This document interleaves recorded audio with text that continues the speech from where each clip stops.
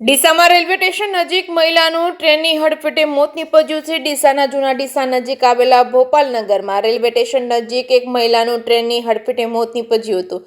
આ ઘટના ડીસાના ભોપાલનગર ફાટક અને રેલવે સ્ટેશન વચ્ચે બની હતી। અકસ્માતની જાણ થતાં જ રેલવે પોલીસ ઘટનાસ્થળે પહોંચી હતી। ત્યારબાદ રેલવે પોલીસે ડીસા તાલુકા પોલીસને જાણ કરતા તેઓ પણ સ્થળ પર દોડી આવ્યા હતા। આસપાસના લોકો પણ ઘટનાસ્થળે એકઠા થયા હતા। પોલીસે મૃતક મહિલાની ઓળખ કરાવવાની કાર્યવાહી હાથ ધરી હતી। તપાસ દરમિયાન જાણવા મળ્યું હતું કે મૃતક મહિલા પાલનપુર તાલુકાના સામડીના રહેવાસી શિલ્પાબેન ઠાકોર સામે આવ્યું છે। મહિલાના પરિવારજનોને જાણ કરવામાં આવતા તેઓ તાત્કાલિક ઘટનાસ્થળે પહોંચ્યા હતા। રેલવે પોલીસ અને તાલુકા પોલીસે ઘટનાસ્થળે પંચનામું કરી મૃતદેહને પોસ્ટમોર્ટમ માટે ડીસા સિવિલ હોસ્પિટલ ખાતે મોકલી આપ્યો હતો। ડીસા તાલુકા પોલીસે આ અંગે વધુ તપાસ હાથ ધરી છે। જે કે સિંહ સાથે ભરત ઠક્કર, ડીસા।